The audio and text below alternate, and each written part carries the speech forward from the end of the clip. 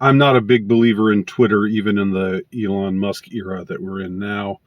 But I do have a Twitter handle, and I post things there occasionally. I don't get much traction, but whatever. Um, I recently posted a tweet there in which I don't remember my exact wording, but I basically said to everyone who's appalled by the Balenciaga scandal, but who ignored or dismissed Pizzagate, um, what exactly is the difference?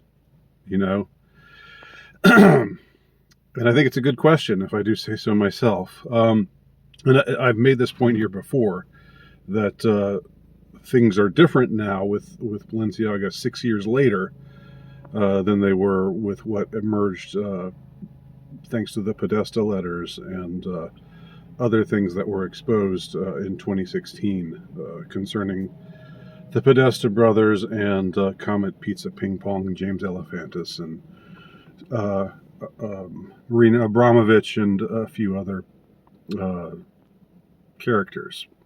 Um, Back then, that was uh, pretty much once the scandal broke, the establishment, including the media, the establishment media, everyone from the New York Times to Fox News, the most right wing of the establishment media, they all banded together to kick this thing under the carpet and say there's nothing there.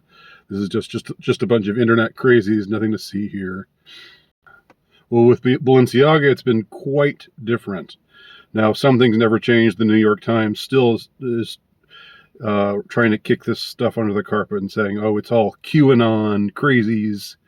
Now that they have this word QAnon they can use, so that they've weaponized, that they can use anytime someone exposes bad things happening to children at the hands of the elites. Someone can say, oh, you're just a QAnon crazy nutter. It's become another word in their arsenal. Um, and that's essentially maybe what it was intended to be all along. I don't know. But I never trusted QAnon. I never trusted the plan. I never thought, oh, Trump's going to take care of everything. I never had that mentality. I'm not saying this to pat myself on the back or anything. I was just always genuinely skeptical and cynical about it all. And I dare say I turned out to be right, because what happened after 4 years of Trump? Did we see anything happen to um, anything significant happen to any of these people? Jeffrey Epstein was arrested, and then he committed suicide, and that was about it. Oh yeah, and then Ghislaine Maxwell was arrested, and Trump wished her well. Interesting. But I would like to, in a more formal way, chart how things have changed. Um, and there's another, this can all be seen as under the general heading of what I call pedogate, which, as I said, first came to my attention way back 2014 or so when I first read about the Franklin scandal. It shook me up, as I've said before, and I didn't want it to be true, but I couldn't deny it to myself. And I couldn't deny the complicity of so many so many of the forces that are supposed to be that we think are cultural safeguards for common people. The law enforcement agencies, alphabet agencies, who people naively think, and I was one of them at one time, they naively think that they're there to protect the innocent and to punish the guilty, when in reality, in many ways, they are in bed with the guilty, and they tag team with the powerful guilty to to run interference for their dirty deeds, and scapegoat the innocent, as you will see happens in the Franklin scandal, if you ever have the heart and the guts to look it up, because it's not pretty. It's pretty awful. So I'm just going to briefly say, and this is something that could be elaborated on more in writing. I still think everything I do here is just me talking. It's just sort of me thinking on the spot, thinking out loud, and writing is really where it's at, and that's why I do hope that you, if you haven't already, that you check out my Substack page, andinawiki.substack.com, and maybe check out some of my books if you're interested. Because what do I do here except fumble after words, trying to put my thoughts together about things that I consider to be interesting or important. But anyway, there are 3 points on the graph. Let's just say 3 points in a line, and the line is history over the last few years. The first point is Pizzagate, and the last point is where we are now with Bellenciaga and everything that's been exposed. And as I said before, the parallels between Pizzagate and Bellenciaga Gate, if you will, are quite striking. But there's just been a huge difference in the way that it's been reacted to. As I said, and I talked about that in a prior video. But let me put another point in the middle, something I forgot about, which was the release of Cuties on Netflix. Was that in 2020? Maybe 2019, something like that. So it's smack in the middle of these 2 other events. And what I would like to suggest is we've seen an unfolding, a steady progression towards this stuff getting exposed more and more. And it's become more mainstream, which is a good thing. It's a good sign that is happening. Am I saying that things are going to be great now? No. Please don't misunderstand me as that I'm saying we're on the road to getting rid of these awful elites who do these terrible things. Taking them down. When I say getting rid of, I mean bringing them to justice. Don't misunderstand or misconstrue my words. Are we closer to that now than we were before? I don't know. But there is more social acceptance of this stance of saying these people are sick, these people are awful, what the hell are they doing? And let me just explain what I mean. So in 2016, when Pizzagate broke, as I said, there were people who were talking about it online, and it somewhat emerged into public consciousness, but then the establishment and the mainstream media and the powers that be generally just did everything they could to say this is nothing. There's nothing to see here. This is just stupid. This is ridiculous. Move along, people. Move along to a real story. There you had, as I said, people who were supposedly conservative refusing to cover the story. I remember Milo Yiannopoulos was going to talk about Pizzagate. I remember seeing a video of him at some event where he was going to talk about Pizzagate, and he said before he left, his phone rang, and he talked to some people, and they told him to hold off on it for now. And so I was like, what? If I'd been at that event, I would have been really pissed off. Like, he promoted it as I'm going to talk about Pizzagate now, and then apparently they told him to shut up. Who's they? We don't know. But he said he got a phone call, and they told him to wait to hold off on talking about it. Why? Why does this need to be? Why does there need to be a delay in speaking about something that's so in need of being addressed right now? I don't know.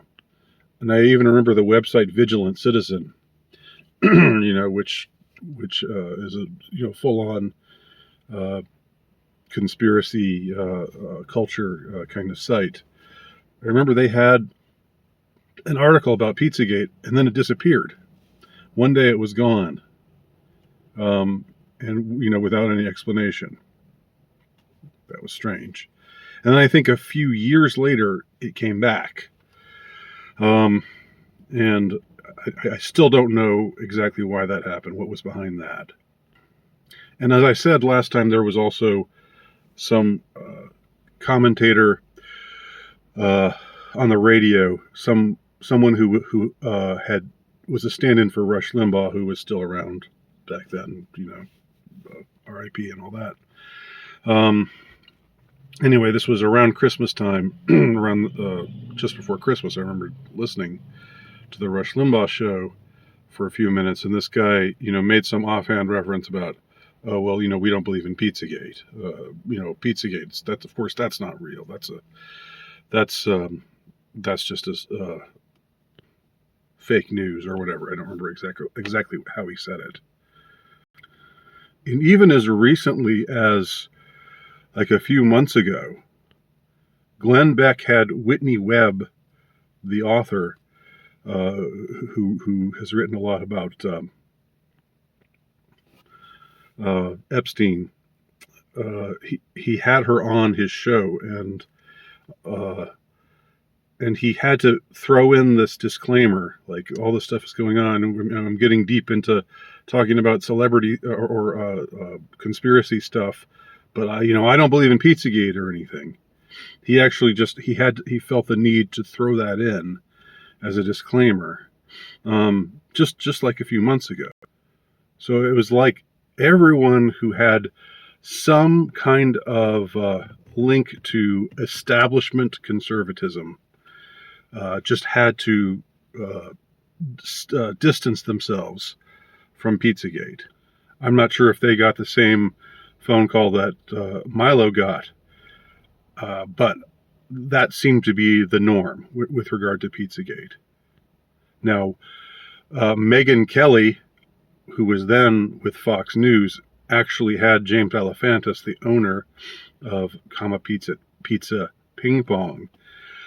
She actually had him on and said, "Oh, you've been victimized by all of these mean people, these crazy people online who believe this crazy conspiracy theory, but they're really just homophobic." And they made it so that the story was about Alefantis being gay and these online Pizzagators. They didn't have QAnon yet to kick around. They hadn't weaponized that term yet. But Megyn Kelly again had Alefantis on, was sympathetic towards him, and wanted it to be known. Wanted her audience to believe that all of this was just fake news, that it was not true. So there was this massive cover-up. There was no effort. They said it was debunked, but no debunking really happened. There was no effort to look into anything. Now, recently, Megyn Kelly has talked about. She's not with Fox News anymore. I don't know who she's with now, but she on her show, which is on YouTube, which I didn't even know about until I was looking up Bellenciaga stuff, and it showed up.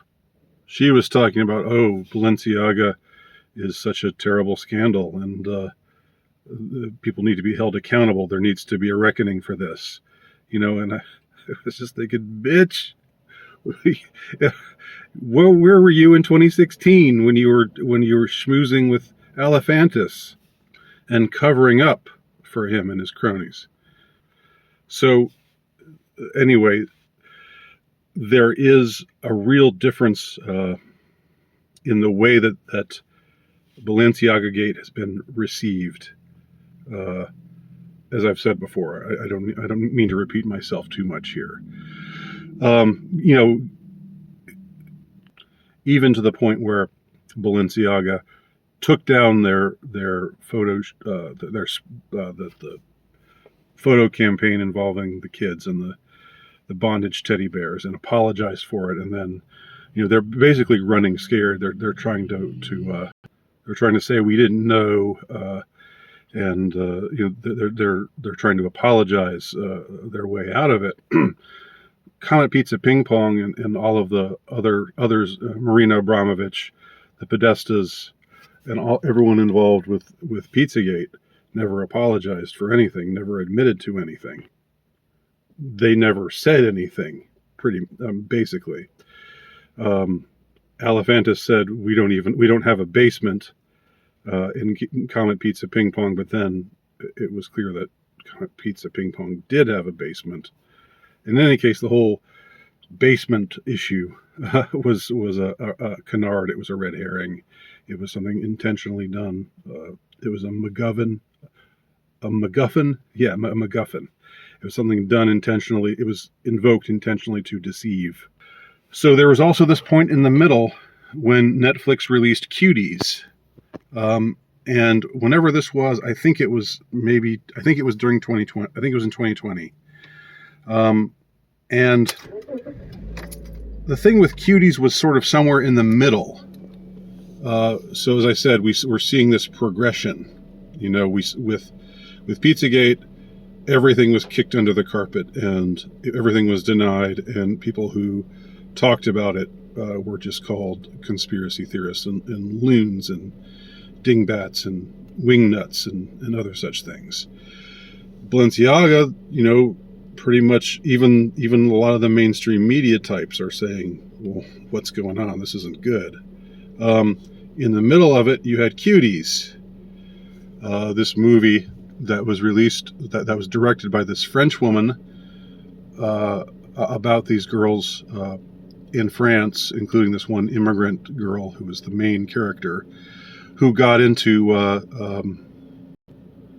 erotic dancing. And these girls who were like 10, 11, 12, something like that, and they were, doing all of these dance moves that were completely inappropriate, and the camera was lingering on them in this pornographic way. And that was a huge scandal, if you'll recall. I mean, that got the attention of a lot of people, and there wasn't very much pushback there either. But in the case of Cuties, Netflix just kind of said nothing and just let it happen. I don't know why they put this movie on their platform. I remember at the time when it all exploded and people were angry about it, that you would go to Netflix and Cuties would never show up on the main page. So they were obviously hiding it, but they had obviously, signed a contract where they had to show it, and they weren't trying to get out of that. They weren't trying to, they didn't pull it or anything. Cuties had a few defenders, but not many. And there were a few people who tried to say, oh, this is just the online crazies. This is just the QAnon types. This is just the wingnuts, but not many. Nevertheless, the movie was still on the platform for as long as it was supposed to be. For as long as I guess the contract said that it needed to be shown on the platform. So Cuties was somewhere in the middle. Pizzagate got everything was dismissed by the powers that be. Cuties, the powers that be kind of didn't really try to say much about it in defense of it, including the Netflix itself. They just sort of said nothing and absorbed the blow, which included a lot of people canceling their Netflix. And now, and they just sort of let it run its course until the outrage died down. And now in 2022, late 2022, with Balenciaga, it's getting a lot of exposure, and Balenciaga, unlike Netflix, is trying to run away from it. So we see this progression again, this progression in the right direction. Now, whether this is going to culminate in anything good or real happening is a different question. We'll just see. Thanks for watching.